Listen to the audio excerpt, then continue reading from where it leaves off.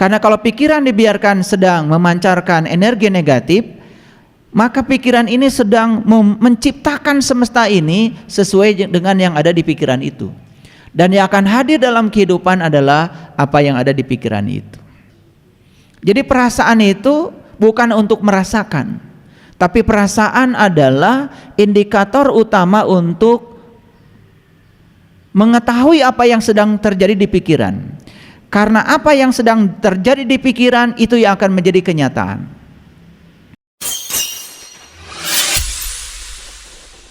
Sesungguhnya awal agama itu adalah makrifatullah, mengenal Allah.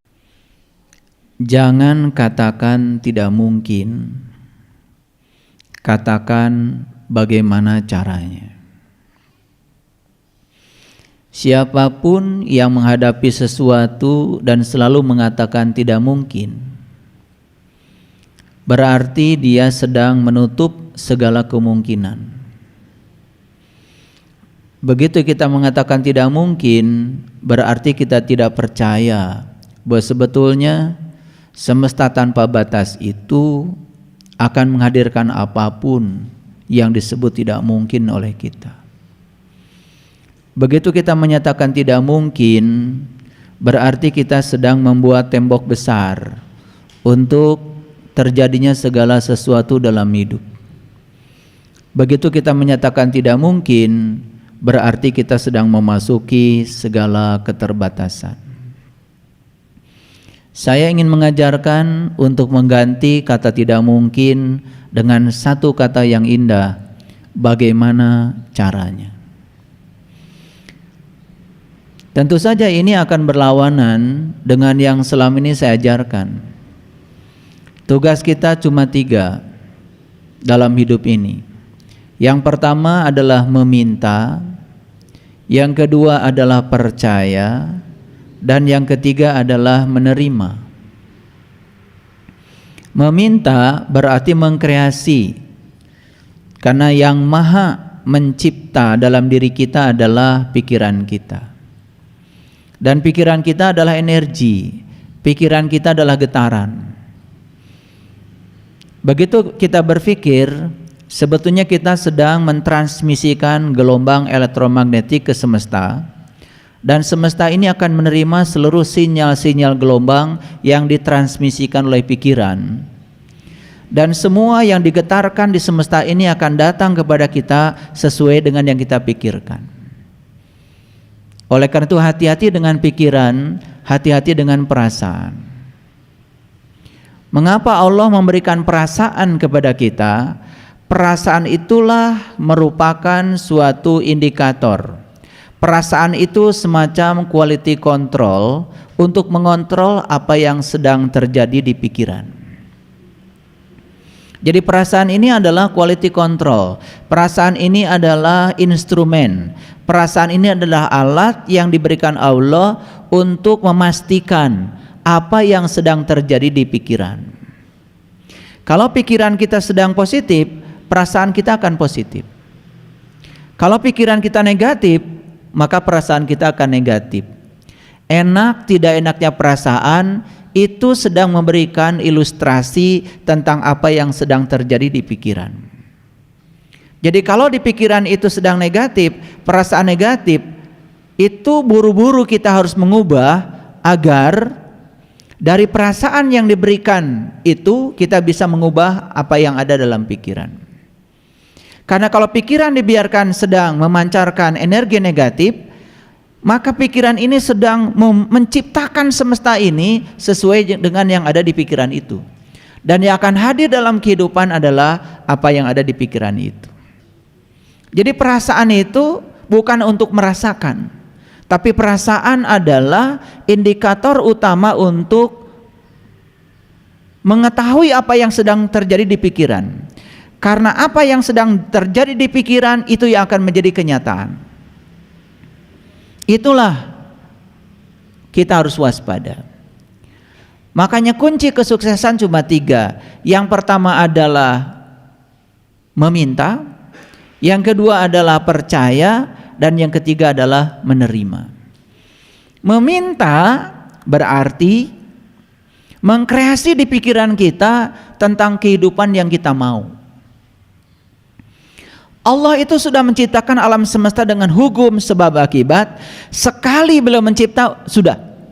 Beliau tidak ada urusan lagi dengan semua pilihan-pilihan yang kita ambil dalam hidup. Dan semua pilihan dalam hidup ada konsekuensi. Semua pilihan dalam hidup itu ada akibat yang harus ditanggung. Begitu kita menciptakan sebab yang bagus, maka kita akan menerima akibat yang bagus.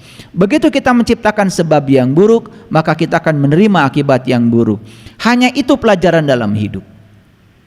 Jadi semua yang baik, semua yang buruk dalam hidup kita tidak ada urusan dengan Allah.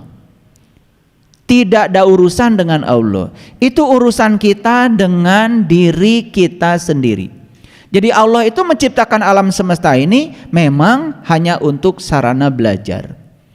Jadi ketika kita mendapatkan yang tidak baik dalam hidup, jangan buru-buru mengatakan bahwa Allah sedang menghukum kita, bahwa Allah sedang mengazab kita. Bagaimana mungkin Allah yang Maha Cinta, yang Maha Pengasih, yang Maha Penyayang kemudian menghukum hamba yang dicintainya? Tidak mungkin. Dan Allah yang semacam itu adalah konsepsi yang keliru dari orang-orang bodoh tentang Allah. Gak mungkin seperti itu. Allah itu hanya mengingatkan supaya kita tambah baik. Allah itu hanya mengajarkan supaya kita waspada. Itu saja yang diajarkan semesta. Nah, setelah kita meminta, berarti mengkreasi di pikiran kita tentang kehidupan yang kita mau. Selanjutnya adalah percaya kalau itu akan terjadi. Dan setelah itu kita harus bisa menerima. Menerima itu artinya rasakan seakan-akan apa yang kita cipta itu sudah terjadi dan sudah menjadi realitas dalam kehidupan kita. Itulah teknik berdoa yang sangat canggih.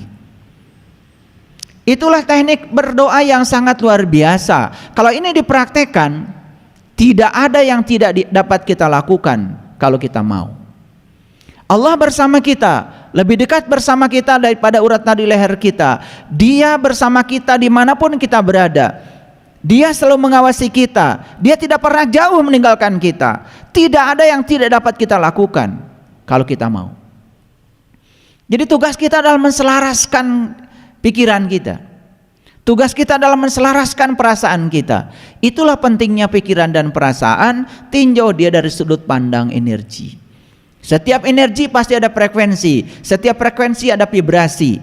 Dan semua yang ditransmisikan oleh pikiran adalah gelombang. Setiap gelombang akan merambat, akan meresonansi semua yang di luar gelombang untuk hadir dalam kehidupan kita.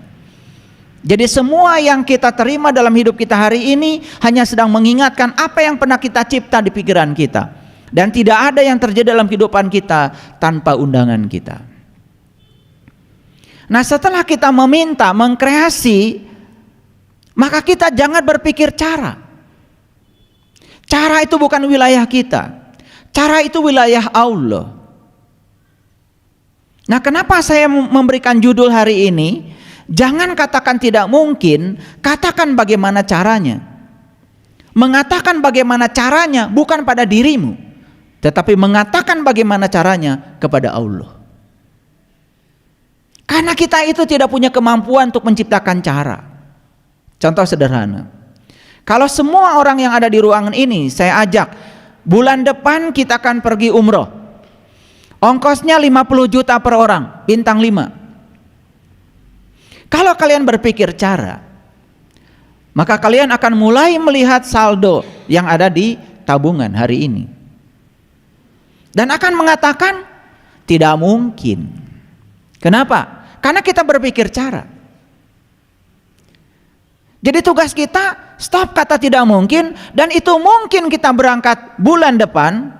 Caranya bukan wilayah kita. Bagaimana caranya? Jangan tanya pada dirimu. Kalau ditanyakan pada dirimu akan keluar jawaban tidak mungkin.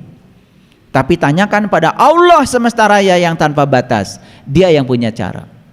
Tugas kita cuma satu saja. Yes, bulan depan saya umroh. Dan pasti berangkat. Karena begitu kita mengkreasi dan kita percaya dan rasakan seakan-akan kita sudah berangkat, itu tidak bisa dibantah lagi. Sudah menjadi data semesta yang akan terjadi dalam kehidupan kita. Sesederhana itu kalau kita tahu caranya.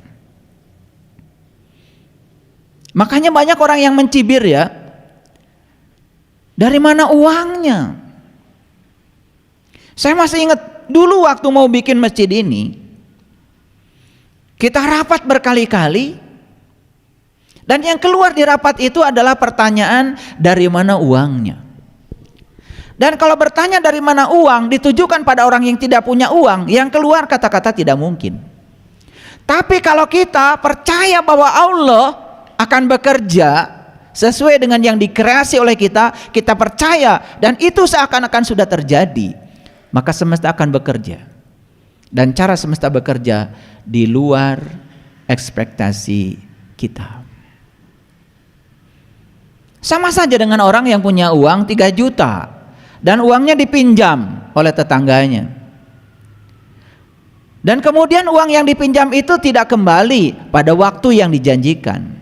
Kalau dia berfokus bahwa hidup dia satu-satunya adalah uang 3 juta, itu yang menyebabkan uang itu nggak kembali. Tapi kalau dia biarkan fokus itu jangan ke situ, dia fokus kepada Allah yang tanpa batas, pemilik semua semesta ini. Jangan berfokus pada uang, berfokus pada dia yang punya uang. Fokus keluar dari situ.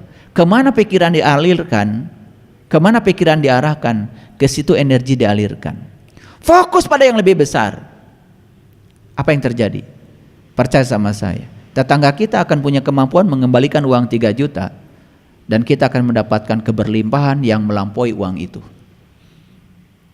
Nggak bisa ini diceritakan, kalian harus praktek. Makanya tadi pagi saya tiba-tiba pengen menulis kalimat singkat. Berbicara kebaikan, bagus. Tetapi melakukan kebaikan, itu yang luar biasa. Karena kalau kita berulang-ulang membicarakan kebaikan dan tidak melakukannya, kita sebetulnya sedang mengidentifikasi diri kita sebagai orang munafik.